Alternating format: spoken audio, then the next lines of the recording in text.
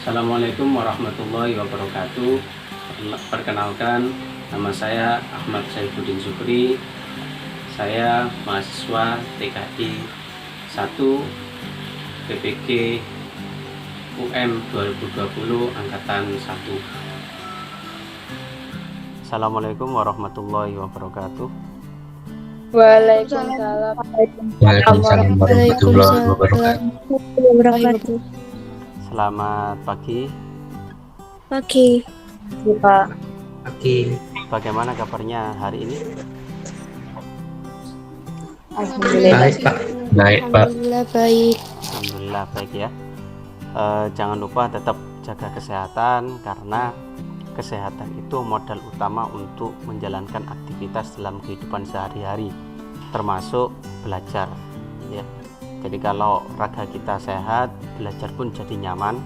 Kalau raga kita sakit, nanti belajar pun juga tidak nyaman. Sehingga dalam kondisi seperti ini, silakan kalian menjaga diri masing-masing, menjaga pola makan, menjaga istirahat juga. Sebelum kita memulai pelajaran pada pagi hari ini, silakan salah satu dipimpin untuk berdoa. Saya, Pak.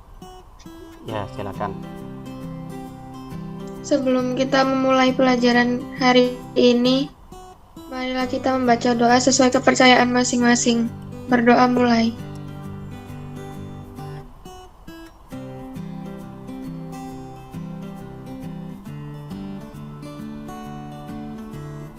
Berdoa selesai. Terima kasih Alin sudah dipimpin untuk berdoa. Materi yang akan kita bahas pada pagi hari ini yaitu tentang data dan teknologi pengumpulan data.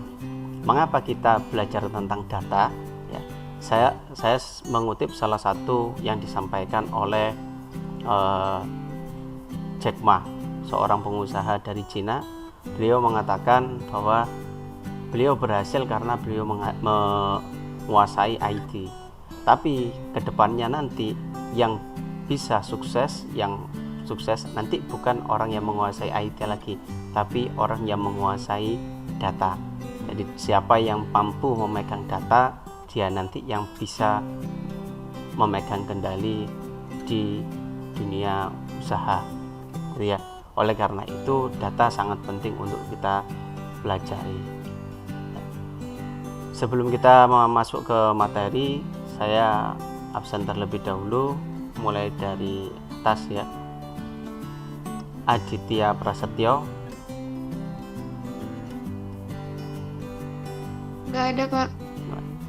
Adifta Mulia. Ada, Pak. Alvin Satvika. Ada Pak. Arifah Aulia. Hadir, Pak. Balkis Ahza. Hadir, Pak. Devita Naswa. Hadir, Pak. Dinda Dwi. Hadir, Pak. Eka Mei. Hadir, Pak.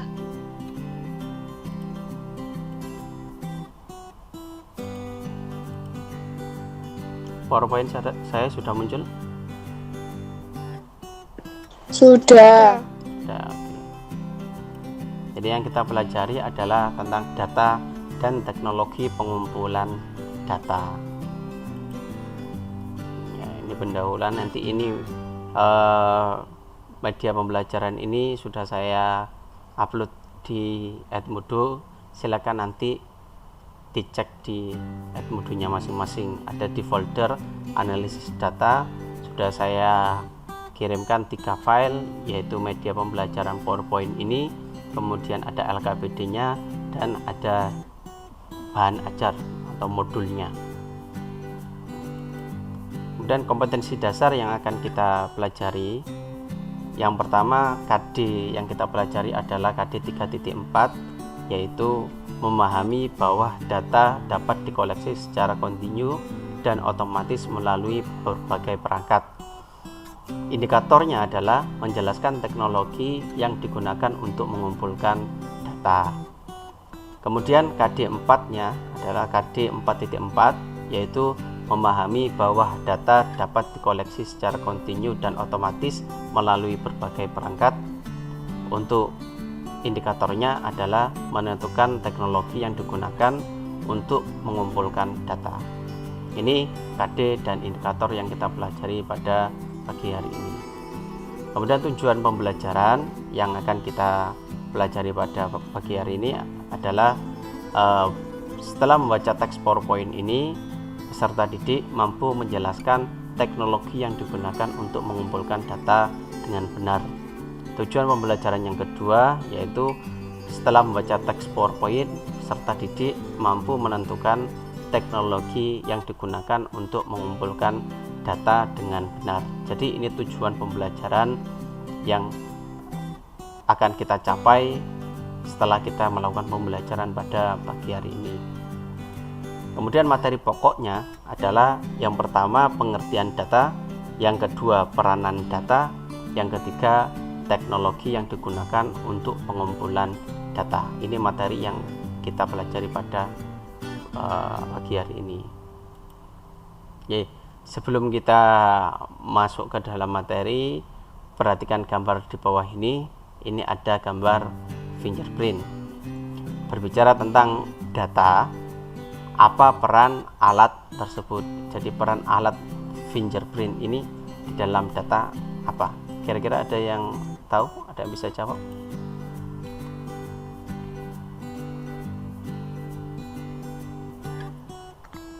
Buat absen, Pak. Untuk mengabsen. Yang lain?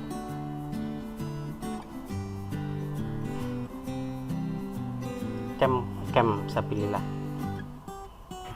Untuk mencatat sidik jari yang telah ditempelkan di fingerprint, Pak. Untuk mencatat. Siapa yang jawab ini tadi? Saya sabilillah, Pak. Oh, alhamdulillah. Oke. Pak, untuk melakukan absensi. Untuk melakukan absensi. Yang lain?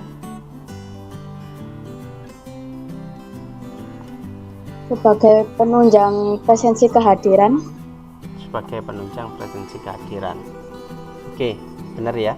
Jadi peran dari fingerprint ini itu untuk merekam data sidik jari kita. Karena kita ketahui bahwa sidik jari kita itu sifatnya unik.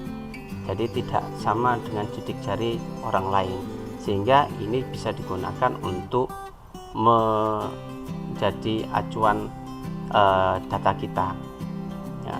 Sehingga ketika kita menempelkan jari kita ke alat tersebut, maka nanti data kita akan secara otomatis terekam di sidik jari ya, di alat ini itu ya. Jadi itu manfaat dari alat ini.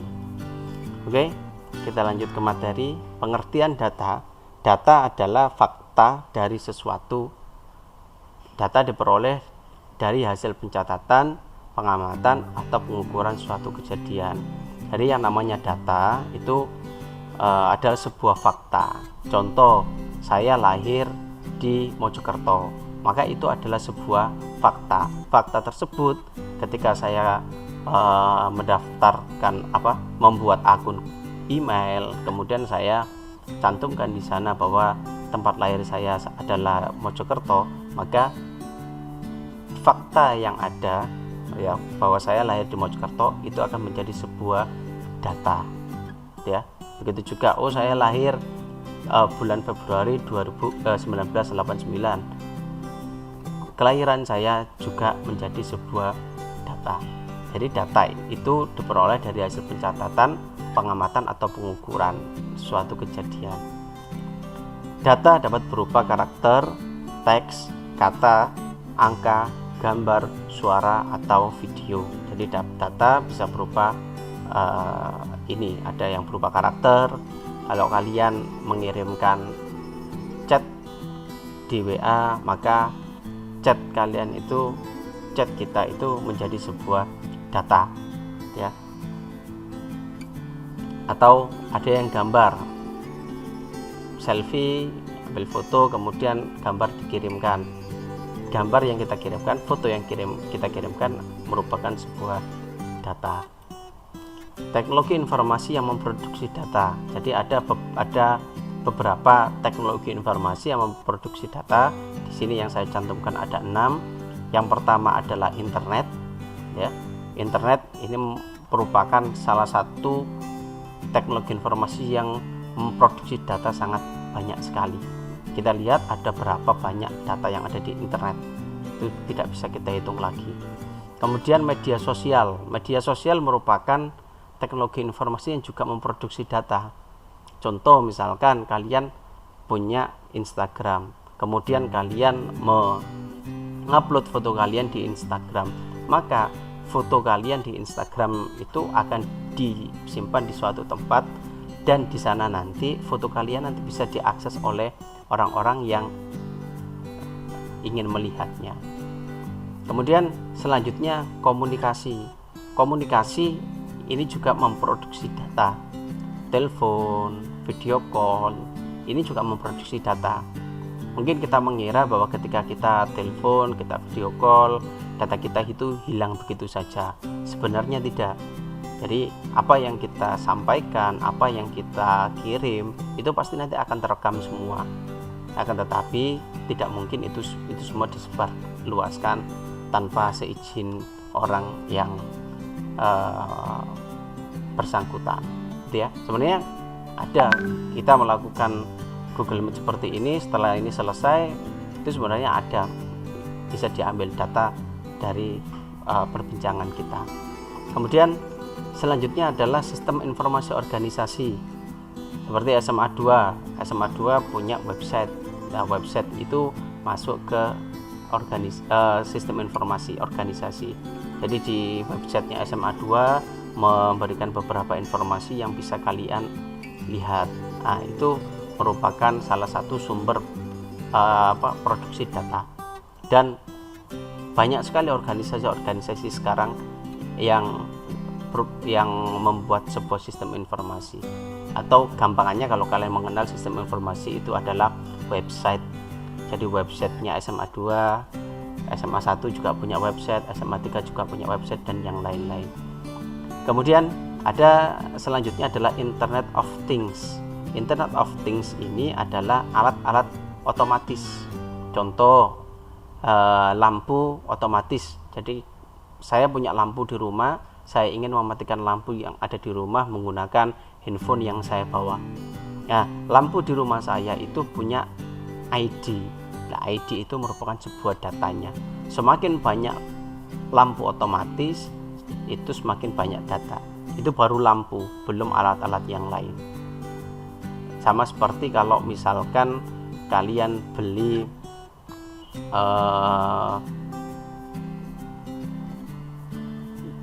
yang alat-alat yang yang hanya bisa berkomunikasi dengan pasangannya, gitu ya. Jadi kalau misalkan kita beli yang lain, itu nanti tidak bisa, gitu ya. Jadi alat-alat seperti itu punya data masing-masing. Kemudian yang selanjutnya adalah CCTV. CCTV kita tahu ya, CCTV digunakan untuk mengambil gambar. Jadi gambarnya itu adalah data yang sangat besar. Ada berapa CCTV yang terpasang di Indonesia, katakanlah hanya Indonesia. Di Indonesia ada berapa CCTV yang terpasang? Satu CCTV menciptakan berapa data. Jadi sehingga keenam teknologi informasi ini merupakan sumber produksi data. Oke, teknologi yang digunakan untuk pengumpulan data. Yang pertama adalah online atau web dan mobile survey. Salah satu aplikasi untuk mengumpulkan data yang berkembang cepat dalam 10 tahun terakhir di banyak negara adalah online atau web dan mobile survey. Jadi web survey atau mobile survey. Jadi membuat survei, kemudian nanti disebarluaskan, dan orang yang mendapatkan link tersebut mengisi survei. Ya. Nah, ini merupakan salah satu teknik mengumpulkan data. Yang selanjutnya adalah pelacakan GPS. Pelacakan GPS adalah proses pengumpulan data dengan melacak dan merekam posisi orang atau benda tertentu secara real time. Jadi untuk mengambil data seseorang itu kita juga bisa menggunakan pelacakan GPS. Contoh misalkan kita ingin tahu di mana sih tempatnya ojek online ini mangkal, kita buka GPS, kemudian kita lacak di mana ojek online itu mangkal, kita nanti bisa melihat semuanya di situ. Kemudian selanjutnya adalah teknologi pelacakan web. Teknologi pelacakan web bekerja seperti halnya cookies yang memungkinkan peneliti memantau aktivitas seseorang ketika melakukan aktivitas online.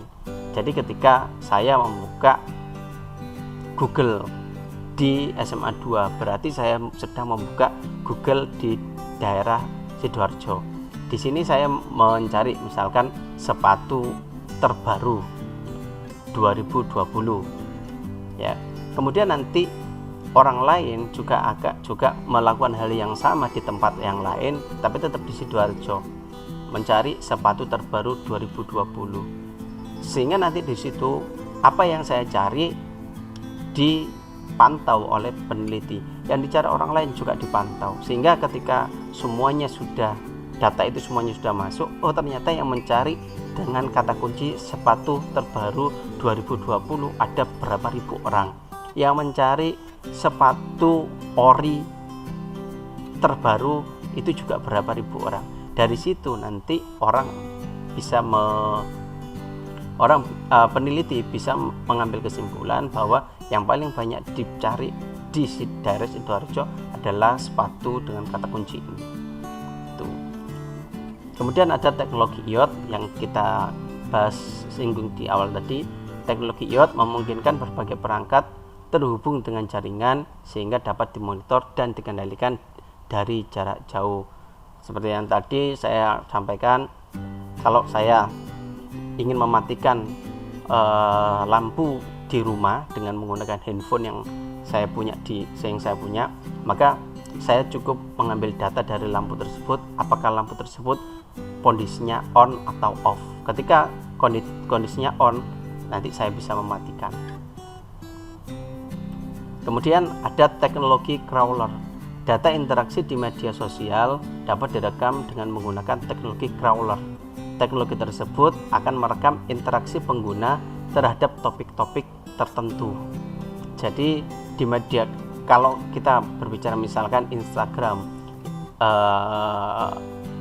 Twitter misalkan, di Twitter kita bisa biasanya mendengar biasanya yang dinamakan dengan lagi viral, gitu ya, trending. Ya, kenapa kok bisa trending? Karena banyak interaksi yang membicarakan satu topik. Ketika satu topik itu dibicarakan oleh orang banyak, itu semuanya ada yang catat, ada yang nyatat. Bukan dicatat secara manual, tapi dicatat secara menggunakan aplikasi, menggunakan software. Berapa orang yang membahas topik ini? Ketika ada orang upload dengan topik ini, berapa orang yang membahas, sehingga nanti ketahuan yang mana yang paling banyak. Yang paling banyak nanti akan menjadi sebuah tren, sebuah topik yang trending. Yang terakhir adalah data transaksi. Kita dapat menemukan teknologi ini di transaksi-transaksi yang dilakukan melalui halaman web toko online atau marketplace atau di toko-toko konvensional. Jadi data transaksi, kita bisa mengumpulkan data melalui data transaksi. Siapa saja orang yang sedang mengirimkan memesan barang, membeli barang, kemudian kalau di minimarket orang yang membeli barang itu kita scan barcode-nya, kemudian kita simpan transaksinya. Nah, itu tadi teknologi yang digunakan untuk pengumpulan data. Kemudian yang didiskusikan pada kesempatan kali ini adalah kalian diberi tugas oleh guru untuk mengumpulkan informasi terkait perkembangan virus corona saat ini. Tentukan teknologi apa saja yang akan kalian gunakan untuk mengumpulkan data tentang virus corona.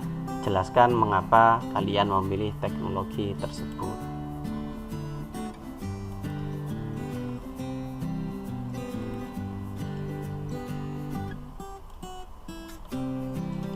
Setelah ini kalian silakan diskusi di chat ya. Silakan, nanti keaktifannya saya tunggu. Untuk diskusi yang pertama mengenai ini, untuk soal yang pertama, silakan dari kalian bisa menjawab pertanyaan yang saya berikan di chat ini. Silakan dijawab. Oke, Salsabila Monica sudah menjawab. Karena kita sering menggunakan layanan dari berbagai aplikasi yang ada di internet yang mengharuskan kita mengisi data pribadi. Oke, silakan yang lain bisa menyampaikan pendapatnya di kolom chat ini.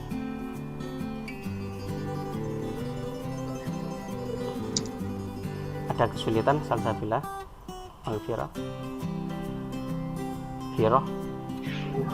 Enggak ada Pak. Nggak ada kesulitan. Silakan.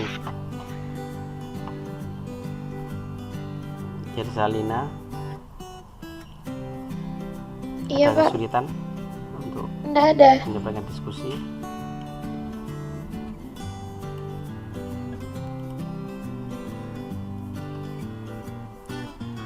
Ya, salah nomor 1 saya kasih pertanyaan juga nomor 2. Nanti kalau mau jawab tulis nomor 2 atau nomor 1 gitu ya. Nah, silakan untuk nomor 2 juga bisa didiskusikan, bisa diberikan jawabannya.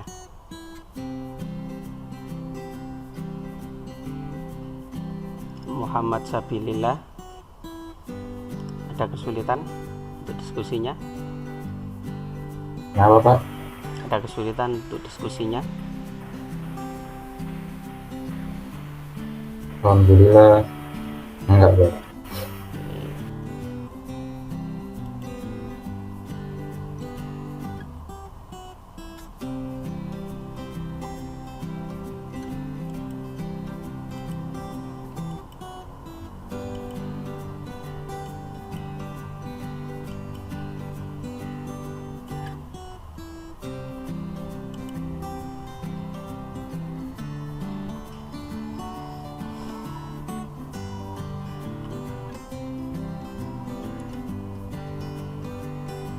Oke, setelah diskusi ini saya bagikan link untuk LKPD ya.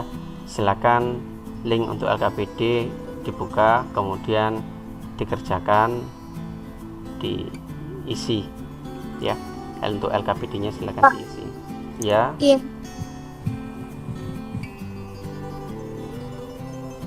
Ya, silakan link LKPD yang sudah saya bagikan di chat ini silakan dibuka, kemudian silakan dilakukan diskusi.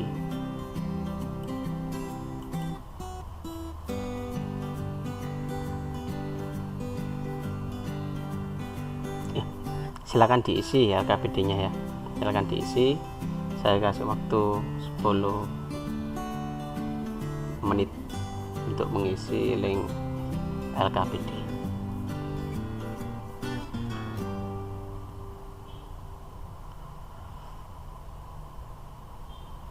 Kalau ada kesulitan silakan disampaikan.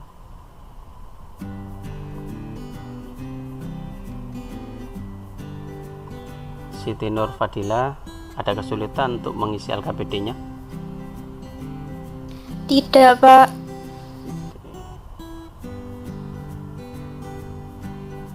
Indana Zulfa, ada kesulitan untuk mengisi link LKPD-nya? Tidak, Pak. Jam 1.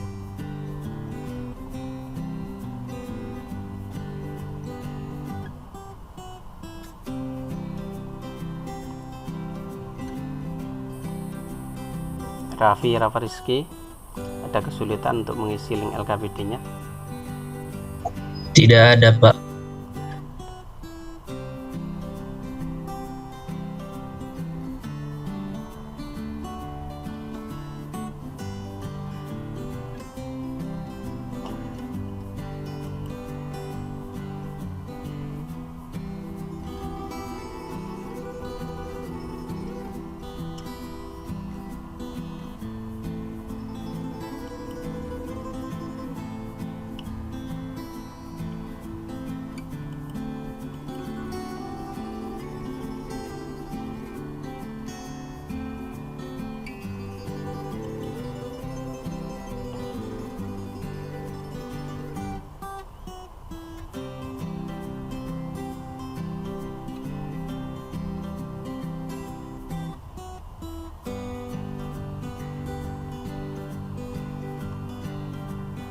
Zenitia, ada kesulitan untuk mengisi link LKPD-nya? Tidak, Pak. Ya, oke.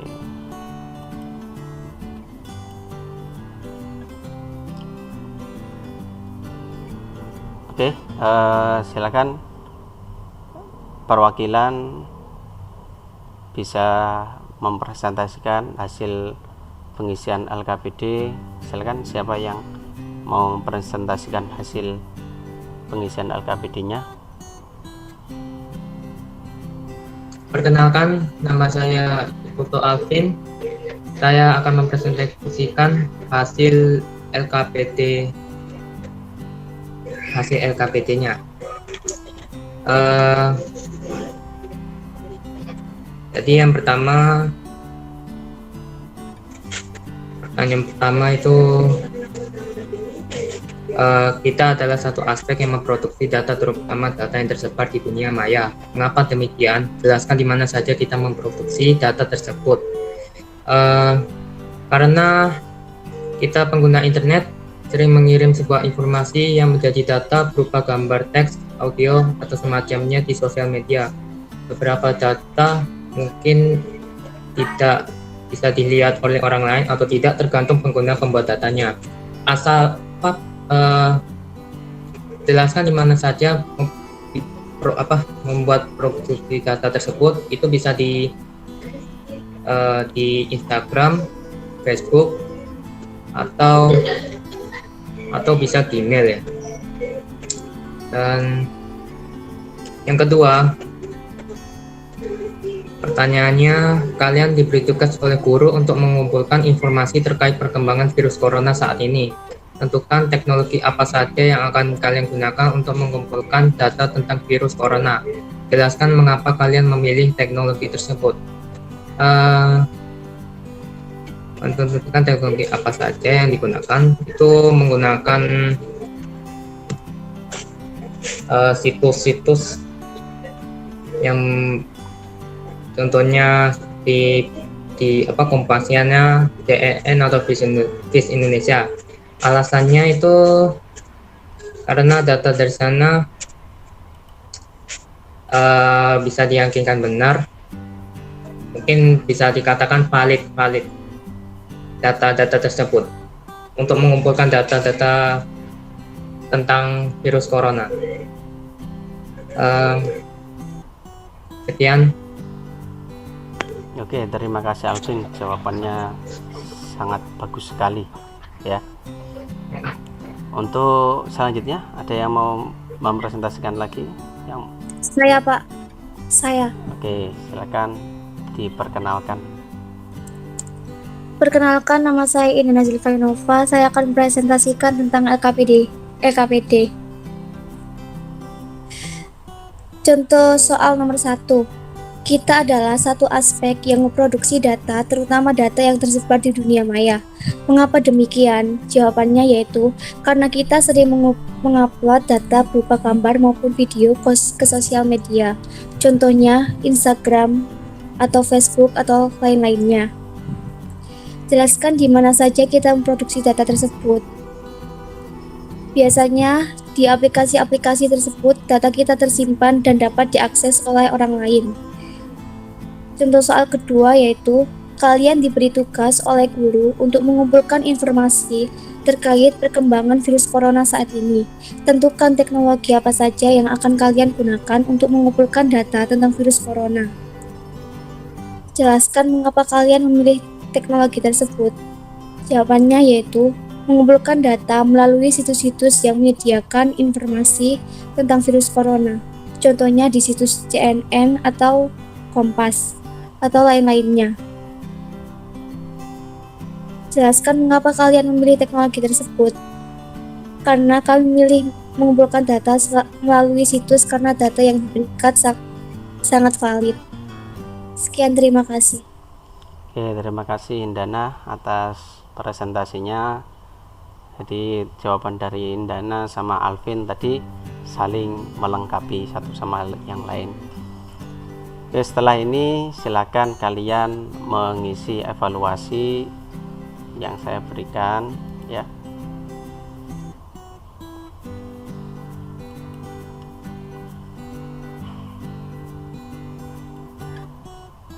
eh,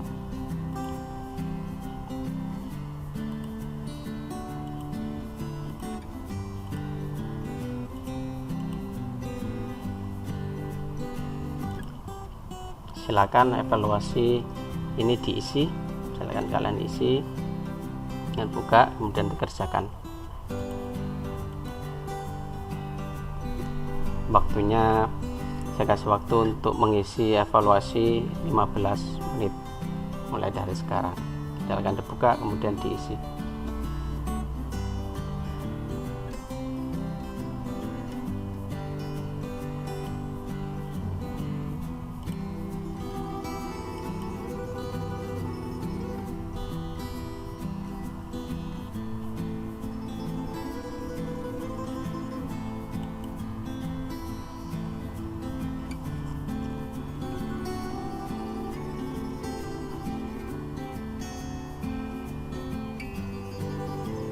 Oke, sudah selesai. Sebelum kita mengakhiri pembelajaran kita pada pagi hari ini, silakan salah satu memberikan kesimpulan dari apa yang kita pelajari pada pagi hari ini. Silakan, siapa yang mau memberikan kesimpulan? Saya, Pak. Oke, on cam ya, saya Lavina ya. Ya.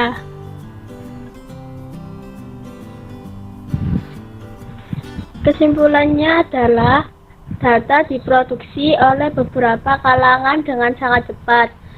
Karena begitu banyak media yang memberikan fasilitas kemudahan untuk memproduksi data. Untuk memproduksi data pun tidak membutuhkan peralatan yang rumit. Cukup dengan menggunakan smartphone yang dimiliki oleh hampir setiap individu. Seseorang dapat membuat data dan diupload ke berbagai aplikasi online. Oke, terima kasih saya Lavina. Kesimpulannya sangat baik sekali. Oke, untuk materi selanjutnya di pertemuan minggu depan kita akan membahas tentang langkah-langkah mengumpulkan data. Jadi bagaimana caranya kita mengumpulkan data agar data itu valid, kemudian data itu bisa kita peroleh dengan lengkap, gitu ya. Jadi nanti itu akan kita pelajari di pertemuan selanjutnya. Sebelum kita mengakhiri pembelajaran pada pagi hari ini, silakan dipimpin salah satu memimpin untuk berdoa. Silakan. Saya, Bu. Oke, silakan. Sebelum mengakhiri pelajaran, marilah kita membaca doa sesuai kepercayaan masing-masing. Berdoa mulai.